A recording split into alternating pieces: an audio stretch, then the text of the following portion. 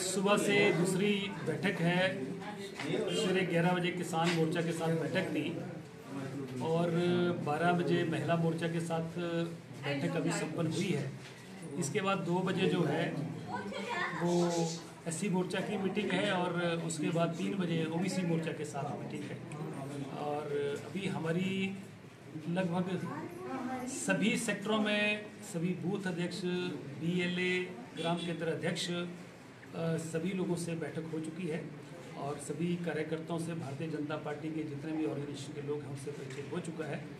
और 80 से ज़्यादा % भारतीय जनता पार्टी के जो हमारे कार्यकर्ता हैं, मैं व्यक्तिगत तौर पर उनको जानता हूं, बाई नेम जानता हूं, फिर भी चुनाव लड़ रहे हैं। तो उस दृष्टि से सभी लोगों के साथ बैठना, उनके मन में कई बातें हैं उनको समझना, ये सारी चीज़ें जो है वो संपन्न हो चुकी हैं। आज सभी संगठन के लोगों के, सुजानपुर के लोगों के साथ सभी तरह के मोर्चे, प्रकोष्ठ, अभी युवा मोर्चा के साथ भी हमारी बैठक हो चुकी है 2 दिन पहले। तो इसके बाद हम लोग जो है फील्ड में निकलने वाले हैं और 6 अप्रैल को सुबह 10:30 बजे कुठेड़ा में पार्टी का जो स्थापना दिवस है उसको धूमधाम से मना रहे हैं और पूरे देश में भारतीय जनता पार्टी का स्थापना दिवस मनाया जा रहा है। और बड़ा कार्यक्रम जो है कुठेड़ा में हमने जो है वो सभी कार्यकर्ता मंडल ने जो है उसका आयोजन करने का निर्णय लिया है। और 8 अप्रैल को गांधी चौक पे एक विशाल रैली करने का पार्टी ने फैसला किया है।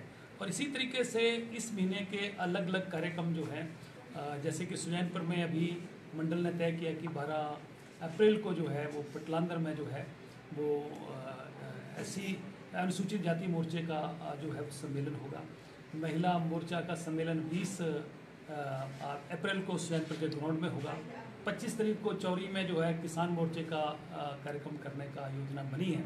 इस तरीके से सब जो है, और मैं इस बात को बड़ी जिसको कहते हैं प्रसन्नता के साथ बता रहा हूँ कि जिस तरीके से भारतीय जनता पार्टी का ऑर्गेनाइजेशन का स्ट्रक्चर है। मैंने 12 साल भारतीय जनता पार्टी में 2000 से 2012 तक रहा। कई परिस्थितियाँ कई बार बनती हैं, हम पार्टी से दूसरी जगह भी गए, वापस आए हैं। और जब आए हैं तो अकेले नहीं आए हैं, साथ में मेरे साथ 9 विधायक भी आए हैं। भारतीय जनता पार्टी का राज्यसभा का सांसद भी बनाया है। और अब जो है 2012 के बाद मैं देख रहा हूँ कि भारतीय जनता पार्टी का ऑर्गेनाइजेशन का जो स्ट्रक्चर है वो मुझे लग रहा है कि पूरे विश्व में जिस तरीके से बताया सबसे बड़ी पार्टी और सबसे मजबूत स्ट्रक्चर जो है वो भारतीय जनता पार्टी का है।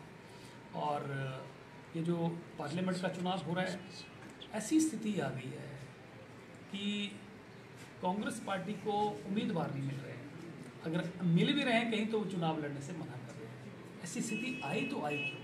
ये ठीक है कि अपोजिशन मजबूत होनी चाहिए लोकतंत्र में, परंतु कांग्रेस पार्टी ने पार्टी जो है वो ताश के पत्तों की तरह पूरी तरह बिखर गई है।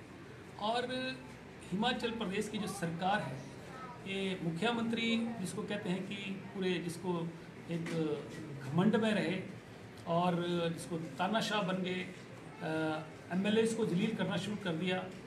एमएलएस के काम नहीं करने, उनके जो डीओ नोट्स हैं, लोगों के जो विकास के काम हैं, लोगों के पर्सनल काम हैं, उनको डस्टबिन में डालना या मजबूरी में कई बार सामने बैठे हो तो अप्रूव करना और बाद में उनको रोक देना। ये परिस्थितियाँ सारी की सारी परिस्थितियाँ तब बनी हैं जब प्रदेश के मुख्यमंत्री जो है उन्होंने अपने घर के विधायकों को तक नहीं संभाला। और आज सरकार जो है उसी तरह स्थिति में पहुंच गई जैसे एक मरीज वेंटिलेटर पे होता है और उसकी स्थिति वही होती है कि कुछ भी हो सकता है। तो इस सरकार जो है वो इस वक्त वेंटिलेटर पे है और मुझे नहीं लग रहा है कि ये 10 जून का समय जो है उसको पार कर पाएगी। और हिमाचल प्रदेश में भारतीय जनता पार्टी की सरकार बनेगी और केंद्र में फिर से आदरणीय प्रधानमंत्री नरेंद्र मोदी जी की अगुवाई में फिर से केंद्र में भारतीय जनता पार्टी की सरकार बनने जा रही है। देश बड़ी तेज़ी से आगे बढ़ रहा है, पूरे विश्व में मजबूत हुआ है देश, हमारा नाम हुआ है। और हिमाचल प्रदेश में सुक्खू सरकार में जो अगर विकास की दृष्टि से सुक्खू सरकार को देखा जाए तो इस सरकार ने जो है वो फॉरवर्ड गियर लगाने की बजाय गाड़ी को, विकास की गाड़ी को रिवर्स गियर के लगा के रखा है। इसलिए हम हिमाचल प्रदेश के होने के नाते हिमाचल के स्वाभिमान की रक्षा करना, स्वाभिमान की लड़ाई लड़ना, सुजानपुर के लोगों की लड़ाई लड़ना, प्रदेश के लोगों की लड़ाई लड़ना, ये हमारा एक धर्म भी है, राजधर्म भी है, हमने निभाया है। और जिस तरीके से मुख्यमंत्री झूठे, बेबुनियाद, मनगढ़ंत आरोप लगाने की कोशिश कर रहे हैं, मुझे लग रहा है कि आने वाले दिनों में कोर्ट में इनको फेस करना पड़ेगा, साबित करना पड़ेगा। किसी को आरोप लगाने से कोई आरोपी नहीं बन जाता है।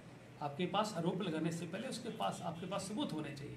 इसलिए मुख्यमंत्री जैसे इनकी वो स्थिति हो गई है कि जैसे खसियानी बिल्ली खंबा नोचे वाली स्थिति हो गई है, और आने वाले समय में मुझे लग रहा है कि इनकी स्थिति और ज़्यादा गंभीर होने वाली है, और ये सारे के सारे उपचुनाव और पार्लियामेंट के चुनाव कांग्रेस पार्टी बुरी तरह हारने वाली है। आपने जितने सवाल करने मैंने खुद ही दे दिए।